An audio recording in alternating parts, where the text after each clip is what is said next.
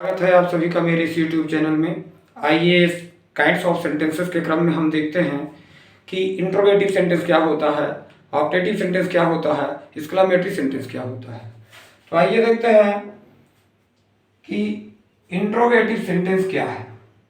Interrogative sentence, जिसे हिंदी में प्रश्नसूचक वाक्य या प्रश्नवाचक वाक्य कहा जाता है। और ये सेंटेंस क्या होता है कि जिस वाक्य में किसी प्रश्न का बोध होता है, जिस वाक्य में किसी प्रश्न का बोध होता है उसे हम इंट्रोगेटिव सेंटेंस कहते हैं। जैसे लिखा है what are you eating, what are you eating, Hindi में तुम क्या खा रहे हो। व्हाट आर यू ईटिंग, तुम प्रश्न किया जा रहा है तो तुम क्या खा रहे हो, यह एक इंट्रोगेटिव सेंटेंस।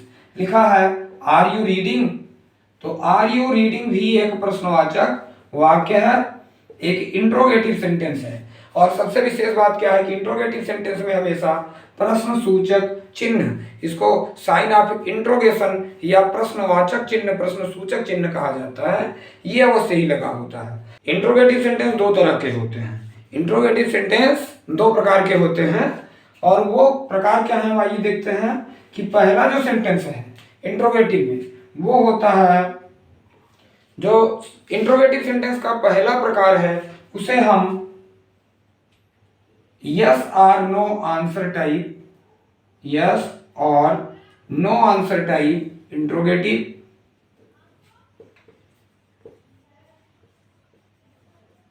सेंटेंस कहते हैं। अथवा बहुत सारे लोग इसे सिंगल इंट्रोगेटिव भी कहते हैं। तो आप चाहे इसे सिंगल इंट्रोगेटिव के नाम से जानते रहें, और चाहे आप इसे यस और नो आंसर टाइप इंट्रोगेटिव कहें। तो आइए देखते हैं क्या होता है कि जिस हिंदी वाक्य का आरंभ, जिस हिंदी वाक्य का आरंभ क्या शब्द से होता है उसे हम सिंगल इंट्रोगेटिव कहते हैं।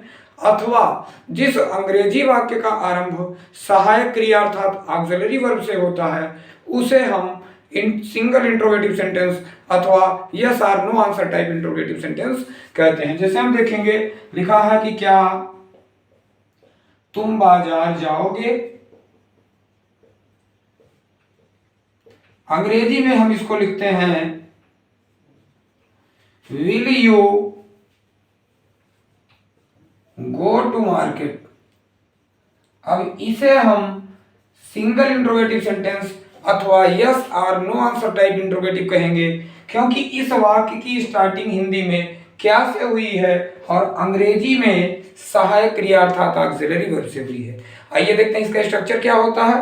तो इसका स्ट्रक्चर एक फिक्स स्ट्रक्चर होता है। इसमें सबसे पहले हम सहायक क्रिया लिखते हैं, सहायक क्रिया के तुरंत बाद हम सब्जेक्ट लिखते हैं, प्लस वर्ब लिखा जाता है, प्लस ऑब्जेक्ट या कंप्लीमेंट लिखा जाता है।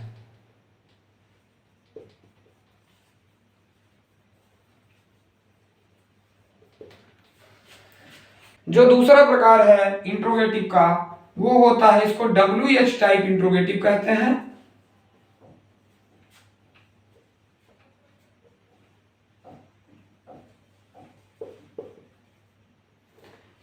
इसे बहुत सारे लोग डबल इंट्रोगेटिव भी कहते हैं। ये एक ऐसा सेंटेंस होता है, एक ऐसा इंट्रोगेटिव होता है जिसमें यस और नो से आंसर नहीं मिलता है। तो ये सेंटेंस कैसा होता है देखते हैं कि जिस हिंदी वाक्य के बीच में प्रश्नवाचक शब्द आए, प्रश्न का बोध कराने वाले शब्द आए, अथवा जिस अंग्रेजी वाक्य की starting question words, question words को ही हिंदी में प्रश्नवाचक शब्द कहा जाता है। क्वेश्चन वर्ड्स जैसे व्हाट, व्हाई, व्हेन, वेयर इत्यादि से जब स्टार्टिंग होती है इंट्रोगेटिव सेंटेंस की, तो उसे हम WH टाइप इंट्रोगेटिव अथवा डबल इंट्रोगेटिव सेंटेंस कहते हैं। जैसे लिखा है कि व्हाट आर यू डूइंग, यानी व्हाट आर यू डूइंग, आप क्या कर रहे हो या तुम क्या कर रहे हो।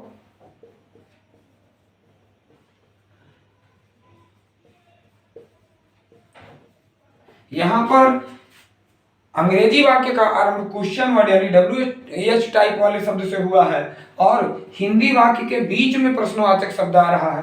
क्या where do you live, where do you live, आप कहाँ रहते हो या तुम कहाँ रहते हो, तुम कहाँ रहते हो।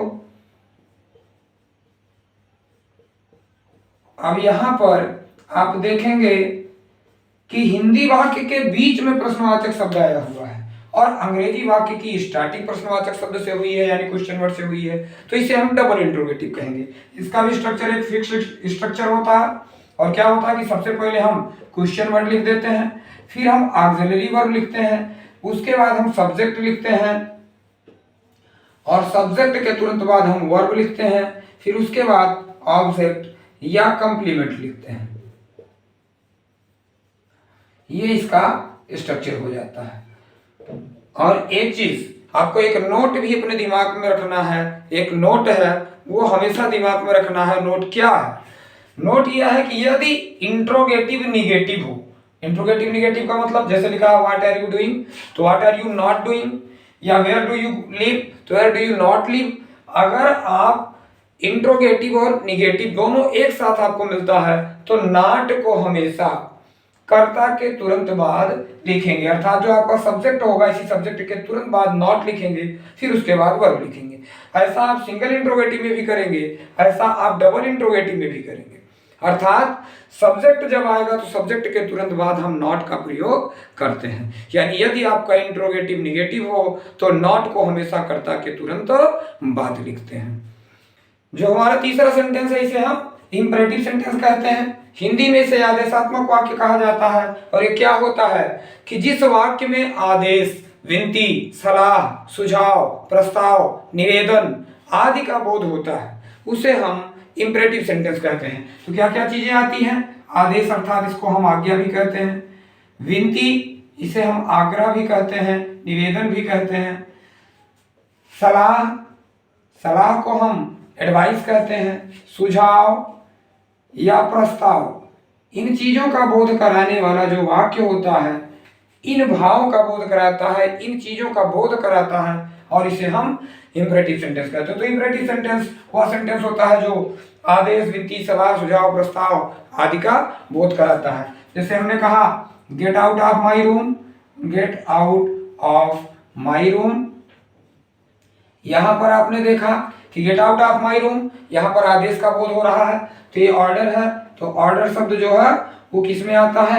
इंपरेटिव सेंटेंस में आता है। हमने कहा प्लीज हेल्प मी, तो प्लीज हेल्प मी जो है वो विनती का बोध करा रहा है, रिक्वेस्ट का बोध करा रहा है, तो ये इंपरेटिव सेंटेंस होगा।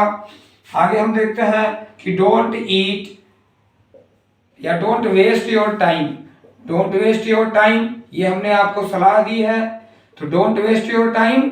यहां पर हमने एडवाइस की बात की है, तो एडवाइस है, सलाह है, इंपरेटिव सेंटेंस है। इसी प्रकार लिखा है लेट अस प्ले क्रिकेट, तो let's play cricket, let's play cricket ये जो है सजेस्ट कर रहा, आपको सजेस्ट कर रहा है अर्थात सुझाव दे रहा है। सुझाव या प्रस्ताव दोनों हो सकता है, हो सकता है कि कोई प्रस्ताव रख रहा हो खेलने का, या हो सकता है कोई आपको खेलने का सुझाव दे रहा हो। आइए देखते हैं कि एक्सक्लेमेटरी सेंटेंस जो होता है वो क्या होता है। तो एक्सक्लेमेटरी सेंटेंस वह सेंटेंस होता है जिसमें इंटरजेक्शंस वर्ड्स आते हैं, अक्सर इंटरजेक्शंस आते हैं अर्थात विस्मयादिबोधक शब्द आते हैं। तो विस्मयादिबोधक शब्दों के साथ ये विस्मय सूचक वाक्य आता है अर्थात एक्सक्लेमेटरी सेंटेंस आता है। इसमें आश्चर्य, प्रसन्नता, दुख, घृणा आदि का भाव कराने वाले शब्द होते हैं, तो आदि का भाव इनसे प्रकट होता है। तो विस्मयादिबोधक जो वाक्य होता है, एक्सक्लेमेटरी सेंटेंस होता है, वो आश्चर्य, प्रसन्नता, दुख, घृणा, प्रशंसा आदि का बोध कराता है। तो ये जो होता है ये एक्सक्लेमेटरी सेंटेंस कहलाता है। अब हम देखेंगे जैसे लिखा है कि hurrah, hurrah we have won the match, अर्थात इसमें क्या हुआ है कि इसमें प्रसन्नता का बोध, हुर्रा शब्द प्रसन्नता का बोध करा रहा। लिखा है कि alas he died last night, alas he died last night,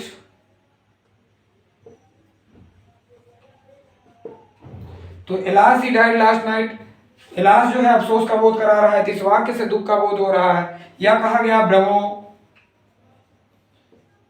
you have done well, तो इससे प्रशंसा का बोध हो रहा है। तो आश्चर्य, प्रसन्नता, दुख, घृणा, प्रशंसा इत्यादि का बोध कराने वाले वाक्य एक्सक्लेमेटरी सेंटेंस कहे जाते हैं। अगला सेंटेंस हम देखते हैं जिसे हम ऑप्टेटिव सेंटेंस कहते हैं। ऑप्टेटिव सेंटेंस जो होता है उसे हिंदी में इच्छा सूचक वाक्य अथवा अभिलाषा सूचक वाक्य कहते हैं। और ये क्या होता है? ये वह वाक्य होता है जिसमें आशीर्वाद, श्राप, कामना, अभिवादन या ईश्वर से की गई किसी प्रार्थना का बोध होता है। तो आशीर्वाद, श्राप, कामना, कामना या शुभकामना दोनों हो सकती है, ईश्वर की प्रार्थना अथवा अभिवादन का बोध कराने वाला वाक्य ऑप्टेटिव सेंटेंस कहलाता है। तो आशीर्वाद का भाव, श्राप का भाव, कामना का भाव, ईश्वर की प्रार्थना का भाव और अभिवादन का भाव उत्पन्न करता है ऑप्टेटिव सेंटेंस। तो हम देखेंगे जैसे लिखा है कि मे गॉड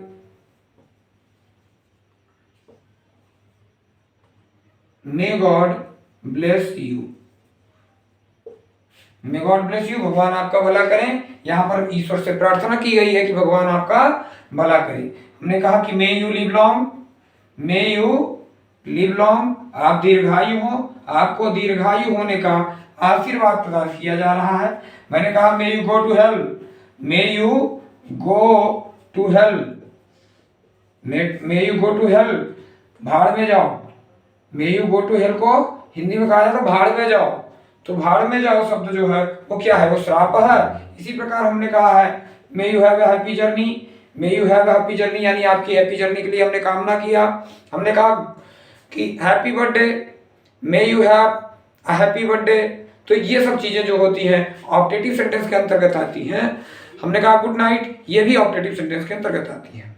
तो ये हुआ हमारा सेंटेंस का टाइप। इसमें जो भी महत्वपूर्ण स्ट्रक्चर थे वो भी हमने आपको बता दिए कि जो जो स्ट्रक्चर आपको एकदम ध्यान ही रखने हैं ताकि आगे आपको कोई भी प्रॉब्लम ना हो, वो सेंटेंस के स्ट्रक्चर भी हमने आपको बता दिए। तो आप भली भांति जो है इन वाक्यों का अध्ययन करें और आने वाले समय में हम आपको और अच्छी से अच्छी वीडियो देते रहेंगे। तब तक आप हमारे चैनल को सब्सक्राइब करिए, शेयर करिए ताकि अधिक से अधिक लोगों तक इसका लाभ पहुंचे।